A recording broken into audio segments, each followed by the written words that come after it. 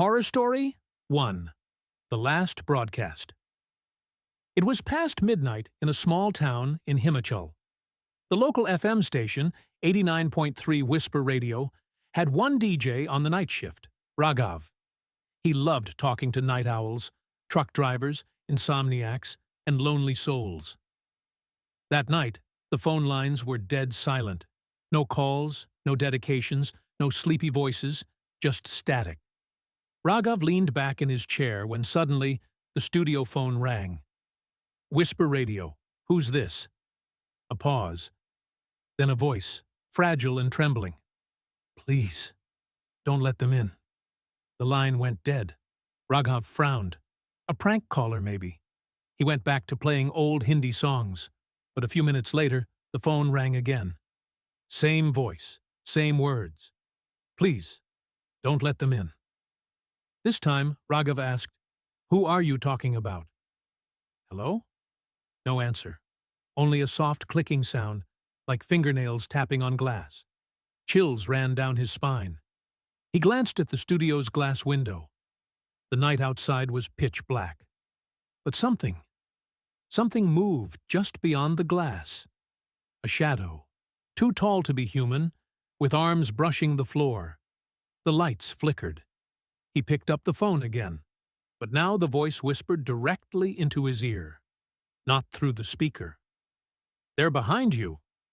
Raghav froze. He didn't dare turn. But the studio security camera, shown on a small monitor, revealed what stood there. 4 pale figures, faceless, their heads tilted unnaturally. The last thing Raghav heard before everything went silent was the broadcast itself. His own terrified breathing, going live across town. By morning, the radio station was empty. But when police replayed the night's recording, it ended with a chilling sentence whispered by many voices at once. Now, it's your turn to listen. Horror Story 2. The Village That Doesn't Exist. A group of friends from Delhi, Arti, Mohit, and Kabir, went on a late-night road trip in Uttarakhand. Around 1:30 a.m., their GPS glitched and showed a shortcut through a village none of them had heard of, Bhairavpur. The road was narrow, lined with houses that looked abandoned. Yet, faint oil lamps flickered in every window. As they drove deeper, they noticed people standing in the dark lanes, thin, unmoving, staring at the car. Arti whispered, Why aren't they blinking? Kabir laughed nervously. Villagers stare. It's normal. But then one of the figures stepped forward. Its face was smeared with ash, eyes rolled back, mouth stitched shut. The friends panicked. They tried to turn the car around, but every road circled back to the same central square. And in that square stood a temple without a deity. Just an empty pedestal.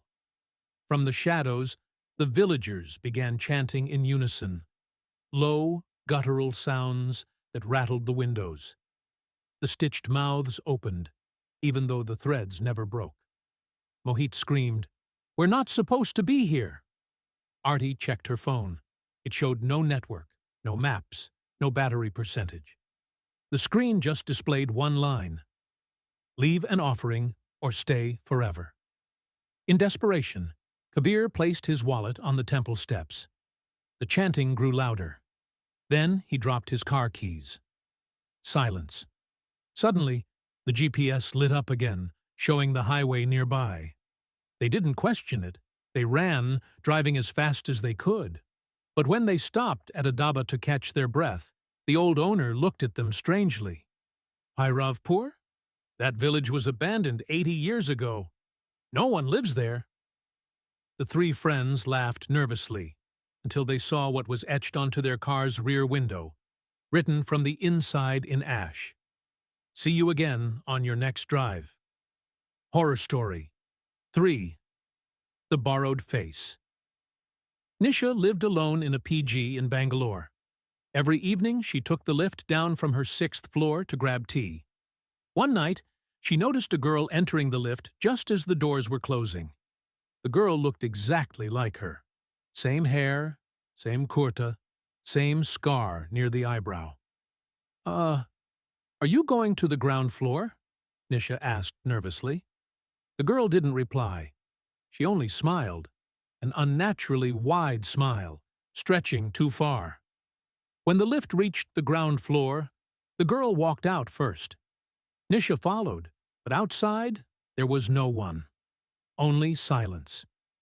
Confused, she grabbed her tea and returned upstairs. But when she unlocked her room, her heart stopped. Someone was already sitting inside. Her double. This one looked more solid, more real. It turned to her and said, "You've been outside too long. It's my turn now." Nisha screamed and ran to her neighbor's room. But when the neighbor opened the door, her expression froze. "Nisha, weren't you just inside your room? You waved at me from the balcony." Terrified, Nisha rushed back to her own room. It was locked from the inside. Through the crack under the door, she saw feet moving. Her feet. And then her own voice spoke from inside the room. "Stop pretending you're me.